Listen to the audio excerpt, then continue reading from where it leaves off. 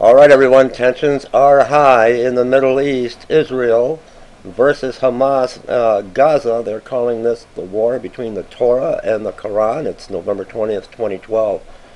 Israeli spokesman, he is speaking out as he's interviewed by Al Jazeera over the strikes on the media building where the journalists were on top of the building on the roof. Hamas, the terror groups, were putting their communication equipment, and if they knew this communication equipment was there on the roof of this building, why were they there, knowing that Israel would take it out?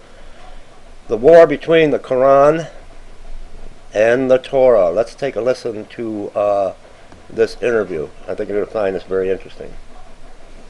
So you seem to be saying that the Palestinians can't have that free press too. Is that what you're saying?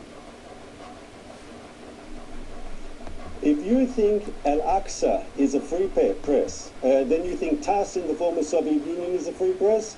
Let's be serious, sir, for a moment, if you don't mind. We are being serious, Mr. Regev. The fact is, those journalists were injured. Whether they're international or local journalists, they were injured in that attack by an Israeli airstrike. Those are the facts. In fact, now, just tell our viewers, Mr. Regev, what is now the official... No. Let's just stick to this point. What is now the official Israeli response to the fact that journalists, whether local or international, were injured in this attack? Will Israel apologize for the injuries caused in this attack? Israel does not target journalists, and I think there are very legitimate questions about Hamas using journalists as human shields. Why did Hamas put its command and control and its communications equipment inside buildings where they know journalists were sitting? And that's a good question. Why would they put them in harm's way? They purposely use children, women, journalists as human shields. They put all this communications equipment in this building where these journalists were. Deliberately putting those journalists in danger, deliberately using them as a human shield, which is, of course, a war crime. You're not allowed to use both you and I know that Gaza is a highly populated area. It's a highly populated area. But look, let me remind you, journalists are not armed combatants. They have a job but does that to mean get... No, hang on a second. I gave you the freedom to answer. Let me just give you the freedom to ask the question. Those journalists in Gaza have a job to get the story out. So please... let's just wrap this up. Explain to the millions of people watching Al Jazeera now why Israel targeted exactly the same building when you knew yesterday that 8 journalists were injured in the same buildings yesterday. You clearly are targeting the media, aren't you? You're shooting the messenger.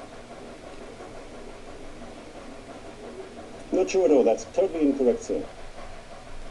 All right, everyone, and this is mainstream media. This comes from the Huffington Post, and that's what I want to explain to so many of you. This is what we're getting from mainstream media. This is HuffPost media, CNN. They're not talking about the atrocities that are happening in Tel Aviv and in Israel, where Israeli soldiers are protecting children, using their body as a human shield, when the rockets come flying in from Gaza. They're not covering that part of it. They're not covering the bombs falling on Israel. So I just want to show you the spin that mainstream media news is spinning to make Israel look like the bad guy when Israel did not start this conflict. They put up with rockets being fired into Israel, and they put up with it, and they put up with it. But there had to come a point when Israel had to defend themselves. Now, and you see what's going on with the terror cells in Hamas. They are using women, they're using children as human shields. The same with these journalists. They put all their communications equipment knowing Israel would have to, hoping Israel wouldn't strike. But this is war. Leave me comments, everyone. Torah versus Quran.